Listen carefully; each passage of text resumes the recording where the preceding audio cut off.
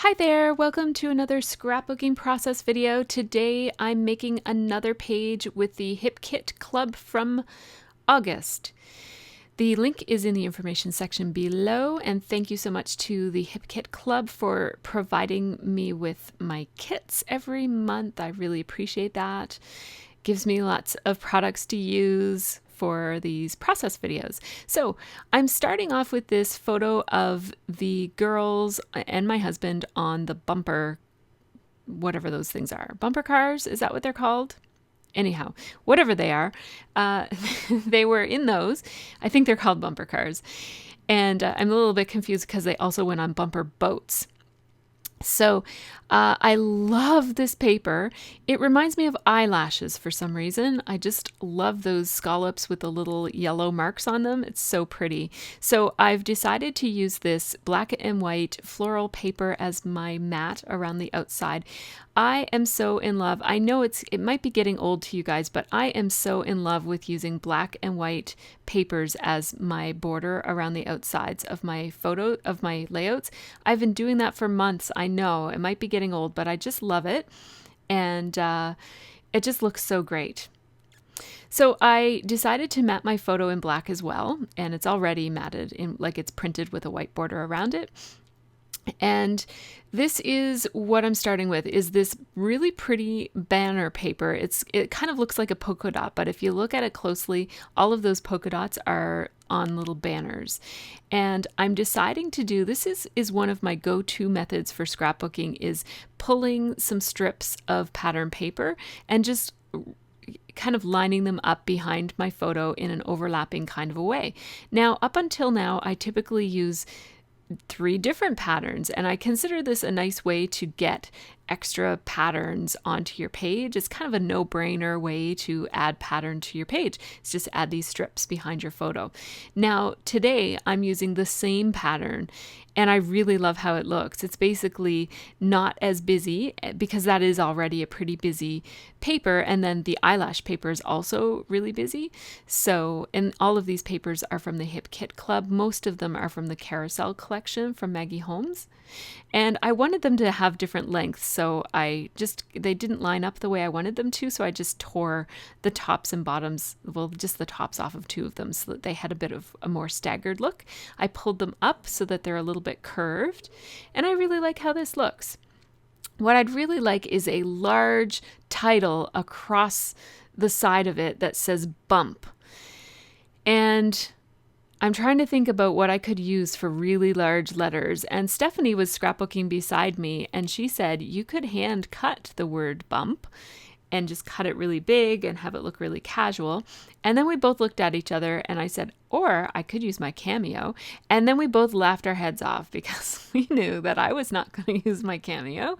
So I remembered that I have these letters tiles in my collection. And I didn't want to use the orange ones because they're orange and they're not quite the right size. I wanted something really huge. I thought that these were from Heidi Swapp, and I thought that the green ones and the gold ones came in the same pack by Heidi Swapp. However, Stephanie told me that she thinks that she gave them to me and that they're from Studio Calico. So maybe somebody out there might know where they're from. If you're looking for letters like this, I'm pretty sure that Heidi Swapp makes some like this, if not these exact ones.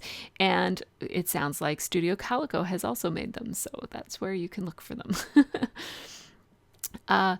I'm going to mat my project now with that black and white paper as I planned, just using some ATG to stick it down. And I'm going to layer my kind of 3 strips of paper on the photo over top of those tiled letters. I really love how that looks. Now off screen, I'm sorry I forgot to keep on recording this. I was a little bit distracted because I had company, but off screen I used my sewing machine to sew around the outside edge of the layout, just along the eyelash paper. And also I ran 2 strips, and my machine was not too happy with me for doing this, but I ran 2 strips of stitching down the side of the word bump. I would go slowly and go cautiously so that you don't break your needle, and it might not be something to do with a real high-end sewing machine. Anyhow, I'm thinking, oh, this is a bad idea. I thought about running a banner there, but I don't want to, so I'm not going to. Don't know why I thought about doing that. But sometimes you got to try out an idea to know whether it works. And now I'm just at the embellishment stage. And you'll notice that I have that little ticket booth girl. She was and that's just a die cut piece from the die cuts that came in the kit. She was something that I pulled out for my last layout and didn't get to use. And I also paired those 3 buttons with that ticket booth girl.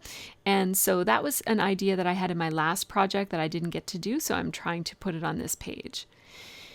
And it's going to take me a while to find a cluster that works in that top left-hand corner by the P. Right now, things are just not lining up in a nice way, so I decided to switch some of those things for that really cool tag. I love that tag with the lights all around it. And I also really like this because it has the Ferris wheel and the circus tent, there was a Ferris wheel at this amusement park, so that was nice. And I'm just going to layer that tag. I love that tag. I wish I didn't have to cover up so much of it because I really love the retro look of it. I'm going to pop dot those hearts, that heart apparently. I forgot that I did that, but I did. And what am I doing here? Oh yes, I'm using these glue dots for a medium Zot glue dot for each of those buttons in order to attach the buttons to the ticket booth. Now, what that does is it just keeps those buttons still while I poke holes and sew through it, because you'll see that I took out my Stampin' Up! Black twine there. I am going to use that to sew through those buttons.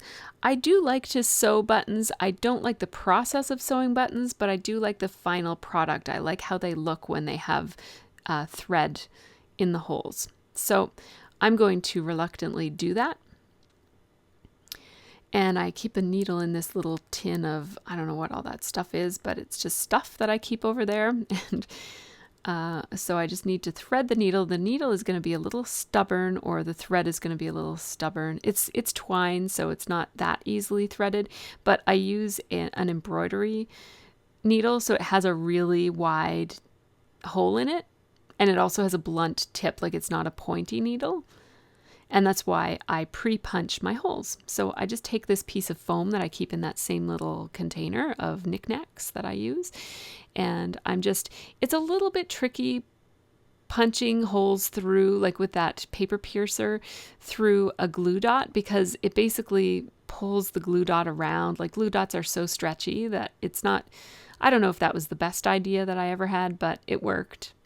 It didn't ruin anything, so I guess it worked. But it left a lot of glue dot residue on my paper piercer that I'm going to have to now figure out, I'm going to have to pull off, and that's not going to be so much fun. So I'm just gluing crisscrosses. I thought about going with the lines because there's black and white lines on those buttons, and I didn't know if I wanted to crisscross across those and kind of add another pattern, but I decided to do it anyways. The other option would have been to make the thread just kind of follow the lines and go from make 2 lines instead of a cross on the button. So now I'm going to commit to placement on some of these things. I placed the gold. I don't think I did. I think I thought about placing it, and then I thought, I'm not quite sure yet about it.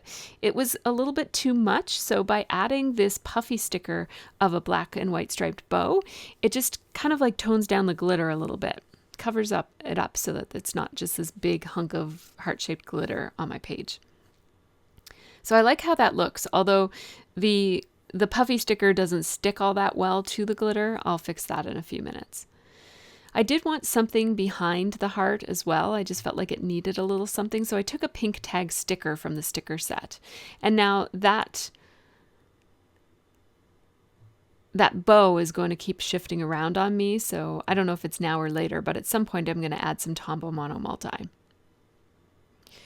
And I like the idea of adding a little bit of dimension to this die cut with the Ferris wheel by adding a little center to the wheel of the Ferris wheel. And I just took one of those wood buttons from the Hip Kit Club and with an epoxy center on it. And I thought the one with the star kind of fit with the theme.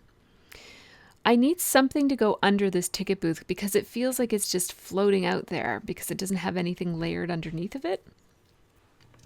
And I found that this You Are Wonderful die cut, not only do I really love it, it's one of the ones that popped out for me when I first looked through this kit.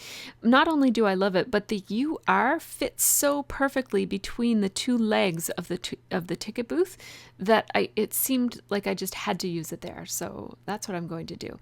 There I go, putting the Tombow Mono Multi glue on the puffy bow sticker so that it sticks better to the glitter. Tombow Mono Multi is a great adhesive. It's so strong, and it's particularly good for layering paper and non-paper. So in this case, well, it's actually not really any paper. It's a puffy sticker which has kind of like a plasticky back on it, and then the bumpy texture of the glitter makes you need some liquid adhesive. So here's something I'm going to do that isn't going to work. I'm going to take these phrases from this sticker set. I really like this sticker set and I'm trying hard to use it, but one of them just isn't going to work. So I thought maybe it looks weird because there's just like one and then you can see the white background, but I thought if I layered a whole bunch, you won't see the white background, but that looks even worse. Not a fan of that in this situation at all. I want this to lay properly so that the You Are Wonderful is flat against the page and then the ticket booth stands out. And I've already put pop dots on the back of the ticket booth on my last layout when I was going to use it on that layout. So it's already popped up. I just need the You Are Wonderful to not be on the same dimension, on the same plane, I guess, as the ticket booth.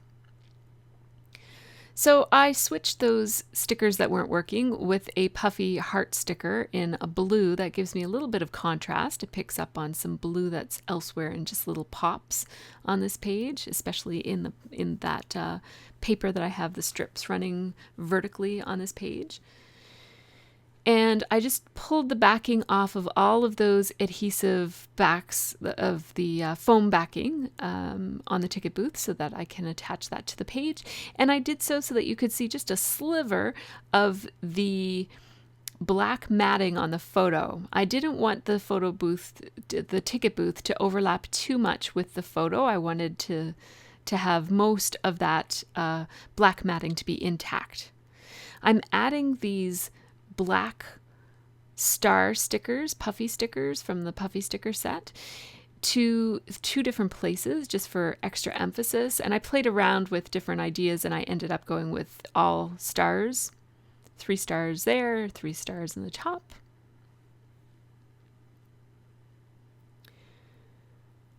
And I just need a roller date stamp. So I took my Lawn Fawn Gray, I think it's Narwhal. I have 2 Lawn Fawn Grays, so I don't know which one I used, but I also went back and added a date to this one because I didn't have a date on it. And I just kind of inked it up once and stamped it 3 times. I crisscrossed my sewing here because I wanted to have really straight corners, like 90-degree corners instead of rounded corners. And the tension is off on my sewing machine. And when I go around corners, it just rounds it, even though I don't want it to be rounded.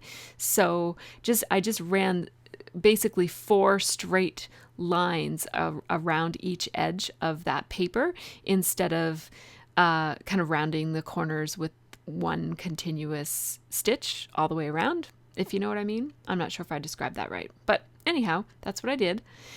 And here are the photos of this one. Oh my goodness, this was so much fun. It really didn't turn out the way that I was expecting it to. I wanted to have a real vertical page here, and it just spread out somehow. It spread out horizontally as I made it. So I'm going to try again soon for an actual vertical layout. I want something to be, very up and down, but this one didn't do it. But I do like how this one turned out. I really love that giant bump on the side as my 2 daughters bump into each other in the bumper cars. And my husband is off in the background. Thanks so much for watching. Take care and have a really great scrappy week. And check out the Facebook group or any of these other videos.